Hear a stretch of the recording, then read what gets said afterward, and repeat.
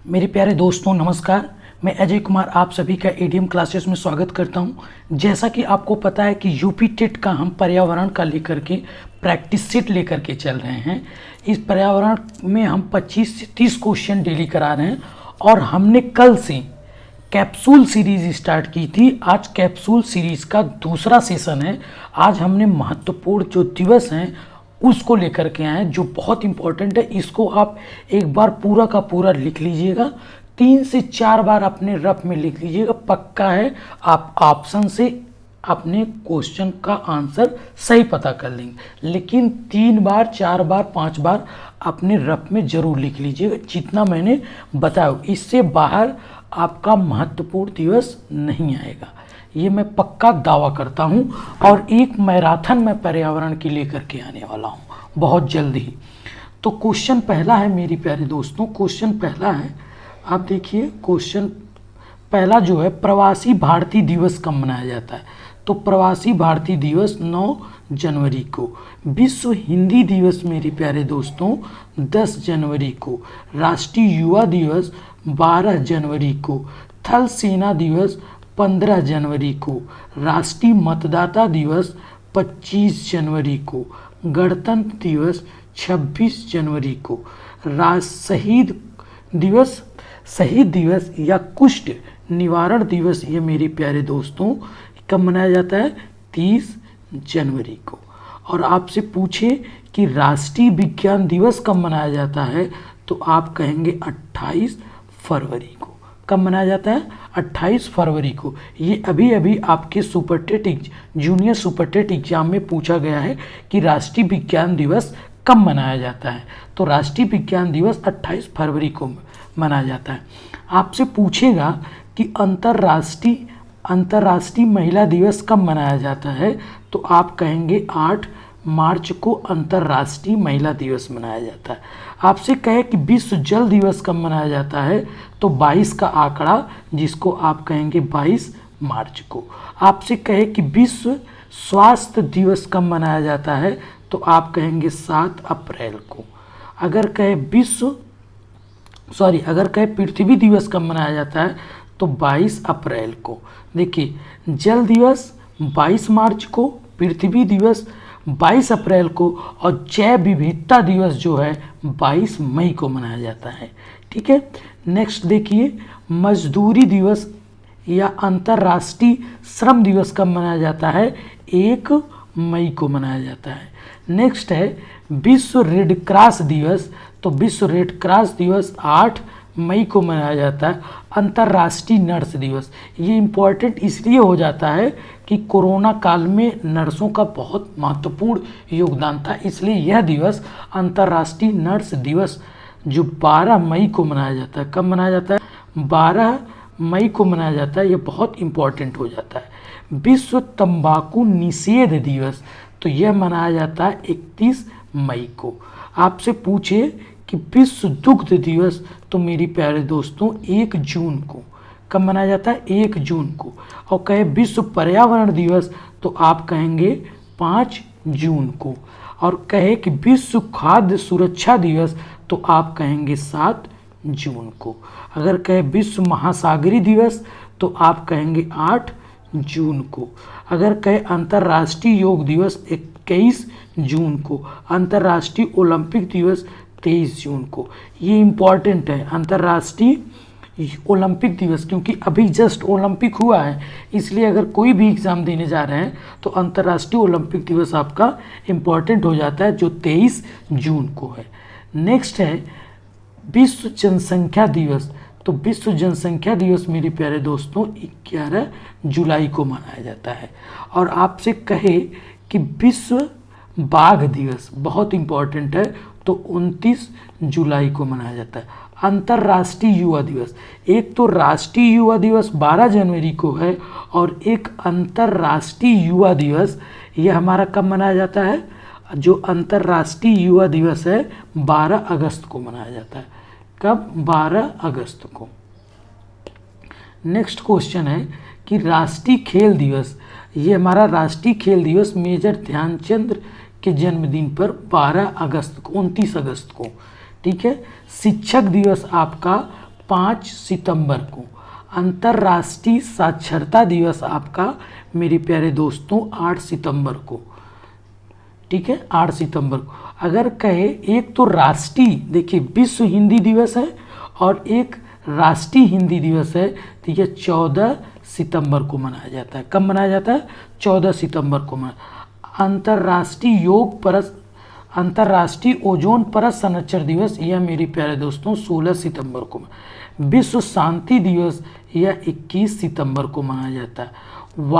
भारतीय वायु सेना दिवस क्या है? भारतीय वायुसेना दिवस यह कब मनाया जाता है? 8 अक्टूबर को। 8 अक्टूबर को। अंतर्राष्ट्रीय बालिका दिवस यह कब मनाया जाता है? 11 अक्टूबर को। 11 अक्टूबर। और एक राष्ट्रीय बालिका दिवस, दोनों देखिए, एक अंतर्राष्ट्रीय है जो 11 अक्टूबर को और एक राष्ट्रीय बालिका दिवस है जो 24 जनवरी को मनाया जाता है।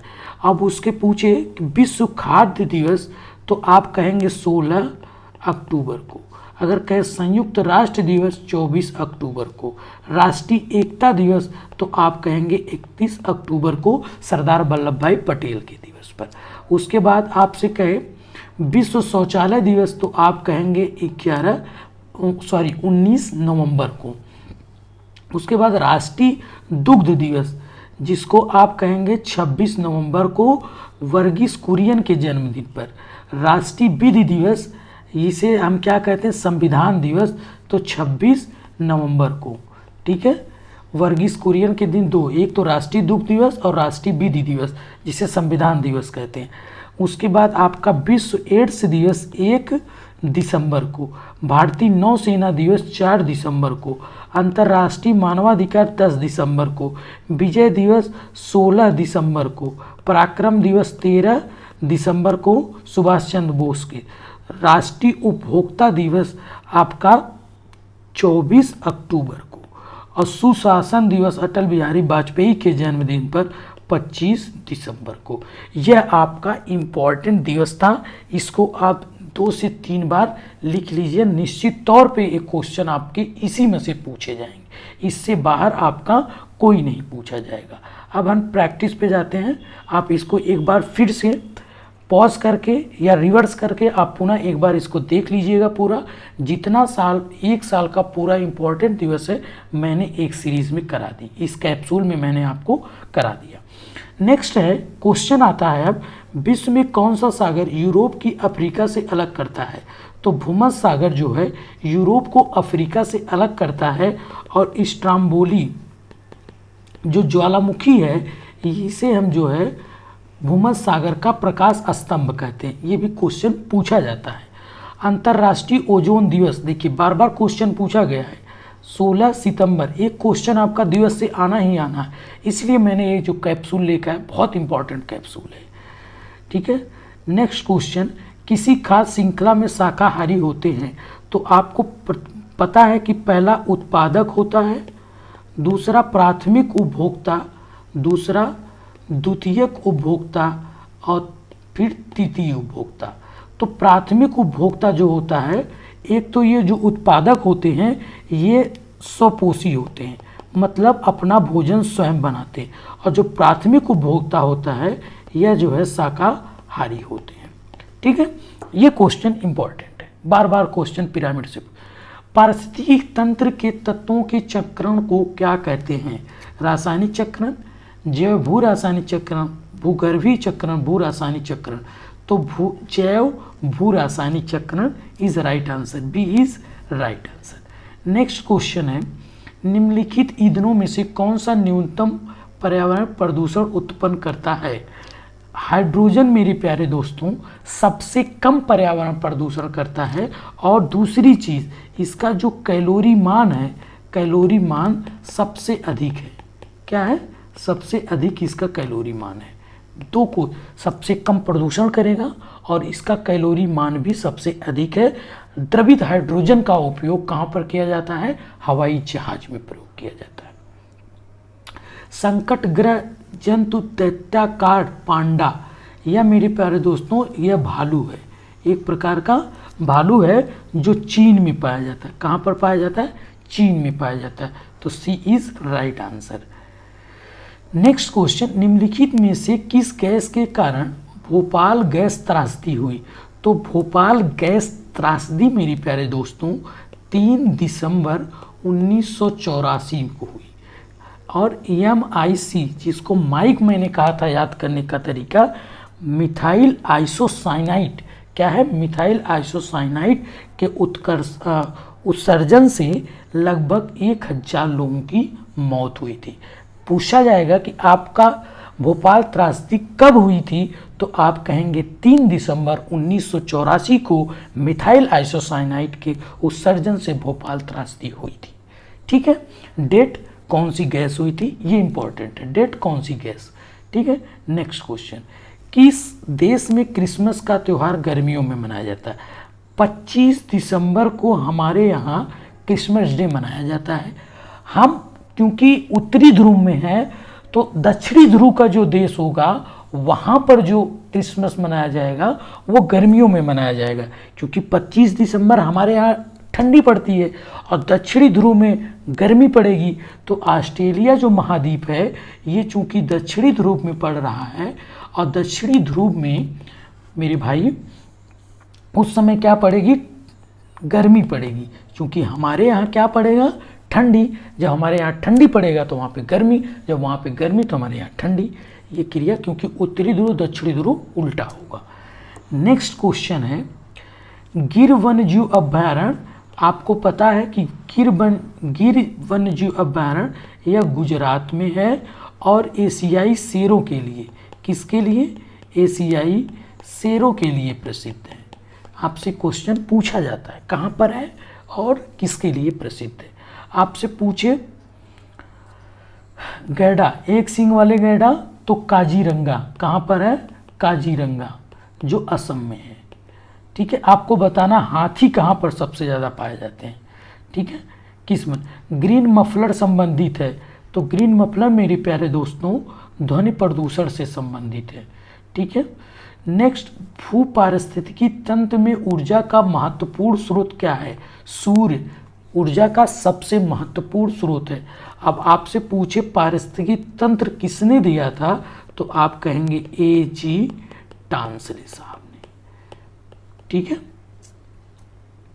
नेक्स्ट क्वेश्चन, निम्न में से कौन सी प्राकृतिक वनस्पति मरुस्थलीय प्रदेशों में पाई जाती है? पहला महोगनी, दूसरा कैक्टस, फर, चंदन। तो कैक्टस पाया जाता है। कौन सा? कैक्टस। नेक्स्ट क्वेश्चन, टाइटन किस ग्रह का प्राकृतिक उपग्रह है? तो जो टाइटन है मेरे प्यारे दोस्तों वो शनि का उपग्रह है। किसका है? शनि का। अब मैं आपसे ग्रह संबंधित जितने भी क्वेश्चन बन सकते हैं मैं यहाँ पर आपको बताने वाला हूँ। पहला आपको पूछा जा सकता है कि ग्रहों की स्थिति, देखिए कितने ग्रह हैं, तो इस समय कितने ग्रह हैं? बुध, शुक्र, पृथ्वी, मंगल, बृहस्पति, शनि और उसके बाद अरुण, उसके बाद वरुण। अच्छा, यम ग्रहों की श्रेणी से हटा दिया गया। यम को 24 अगस्त 2006 को ग्रहों की श्रेणी से हटाकर बौनों ग्रहों में रख दिया, बौनों ग्रहों में रख दिया गया। ठीक है, तो इस समय टोटल कितने ग्रह हैं? 8 ग्रह हैं। ठीक है, 9वां ग्रह यम था जिसको 24 अगस्त 2006 को बौने ग्रह में रख दिया गया। दूसरा चीज आपसे पूछा जाएगा कि मंगल और बृहस्पति के बीच में, मंगल और बृहस्पति के बीच में मेरे प्यारे दोस्तों एस्टेरॉयड पाए जाते हैं, क्षुद्र ग्रह पाए जाते हैं। ये पूछा जाता है। आपसे पूछा जाएगा कि सबसे बड़ा ग्रह कौन सा है, तो आप कहेंगे सबसे बड़ा ग्रह बृहस्पति है। आपसे पूछा जाएगा कि सबसे छोटा ग्रह कौन सा है, तो आप कहेंगे बुध है। ठीक है, और आपसे पूछा जाएगा कि किस ग्रह के, बुध ग्रह के कोई भी उपग्रह नहीं है। ठीक है, आपसे पूछा जाएगा कि सबसे ज़्यादा उपग्रह किसके हैं। सबसे ज़्यादा उपग्रह पहले बृहस्पति के थे लेकिन इस समय शनि के हैं। और जो टाइटन है मेरे प्यारे दोस्तों यह शनि का उपग्रह है। आपसे पूछा जाएगा फोबोस और डिबोस किस ग्रह के उपग्रह हैं तो आप कहेंगे मंगल के। आपसे पूछा जा सकता है कि टाइटन, तो पता है टाइटन किसका है, शनि का है। और आपसे पूछा जाएगा गनीमेड, गनीमेड तो आप कहेंगे यह बृहस्पति का सबसे बड़ा उपग्रह है। आपसे पूछा जाएगा कि टाइटेनियम, क्या टाइटेनियम, टाइटेनियम यह किसका उपग्रह है, तो आप कहेंगे अरुण का है। आपसे पूछा जाएगा कि वरुण का सबसे बड़ा उपग्रह कौन सा है, तो आप कहेंगे ट्रिटॉन। ये क्वेश्चन आपसे पूछे जाते हैं। और आपसे क्या पूछा जा सकता है, आपसे पूछा जा सकता है कि सबसे कम परिभ्रमण मतलब होता है अपनी ध्रुवी पर नाचना। तो सबसे कम जो परिभ्रमण है वो बृहस्पति का है, जो कि 10 घंटे में ही अपना और सबसे ज़्यादा मेरे प्यारे दोस्तों, सबसे ज़्यादा जो है यह किसका है, शनि का है। किसका है सबसे ज़्यादा परिभ्रमण किसका है, शुक्र का, शुक्र का, याद कर लीजिए। ठीक है, इतनी चीज़ें मैंने बताई हैं, इससे ज़्यादा आपका कुछ नहीं पूछा जाएगा ग्रह से। ठीक है, नेक्स्ट क्वेश्चन, निम्नलिखित में से कौन सा बायोडीजल की फसल है, तो सबको पता है जेट्रोफा, इससे बायोडीजल प्राप्त किया जाता है। पर्यावरण संरक्षण अधिनियम कब पारित किया गया, एक आपसे पूछा जाएगा पर्यावरण संरक्षण अधिनियम, ठीक है, जो 1986 में, और एक आपसे पूछा जाएगा वन्य जीव संरक्षण अधिनियम जो 1972 में। वन्य को एनिमल मतलब जानवर, ठीक है, वन्य जीव, और इन्वायरमेंट देखिए ए पहले है तो ए 1972 में आया और ई बाद में आ रहा है तो 1986 हो गया। ठीक है, दोनों याद कर लीजिए आप। भूमंडलीय तापन के वृद्धि का कारण है कार्बन डाइऑक्साइड में वृद्धि के कारण। निम्नलिखित में से किसमें सर्वाधिक जैव विविधता पाई जाती है, तो भूमध्य रेखा के जो आसपास का क्षेत्र है, भूमध्य रेखा के जो आसपास का क्षेत्र वहाँ पर सबसे ज़्यादा जैव विविधता पाई जाती है, और इसी क्षेत्र को उष्णकटिबंधीय सदाबहार वन बायोम कहते हैं। तो बी इज राइट आंसर। निम्न में से किस मृदा का निर्माण लावा से हुआ, तो काली मिट्टी का निर्माण, किसका, काली मिट्टी का निर्माण, जिसे रूढ़ मिट्टी भी कहते हैं, रूढ़ मिट्टी भी कहते हैं, और यह कपास की खेती के लिए इम्पोर्टेंट है। ठीक है, और लाल मिट्टी, जलोढ़ मिट्टी तो आपका जो मैदानी क्षेत्रों में जो बहा करके लाई गई है वो हो गया।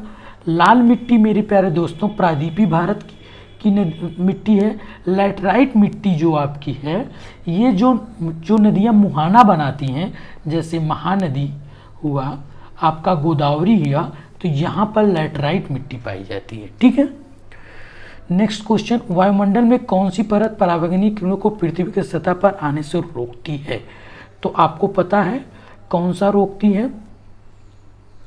रोकती है, समताप मंडल, क्योंकि समताप मंडल में ही, देखिए समताप मंडल में ही आपका सबसे ऊपरा जो होता है वो ओजोन मंडल होता है। तो ए इज राइट आंसर। समताप मंडल के जो सबसे ऊपरी परत होती है वो ओजोन मंडल होती है, और ओजोन मंडल जो है पराबैंगनी की किरणों को पृथ्वी पर आने से रोकती है। गंगा एक्शन प्लान को लाने का उद्देश्य निम्नलिखित में से क्या था, जल की गुणवत्ता, जल का वेग, जल की प्रचुरता, जल का तापमान, तो जल की गुणवत्ता में सुधार, A is right answer. Next question है, निम्नलिखित में से कौन सा वृक्ष जैविक कीटनाशक का उत्पादक है, तो जो नीम है मेरे प्यारे दोस्तों, ये जैविक कीटनाशक का उत्पादक है। चिपको आंदोलन के प्रणेता थे, तो सुंदरलाल बहुगुणा 1974 में उत्तराखंड में। इसके वास्तव में जो प्रणेता थे वो मेरे प्यारे दोस्तों चंडी प्रसाद भट्ट थे।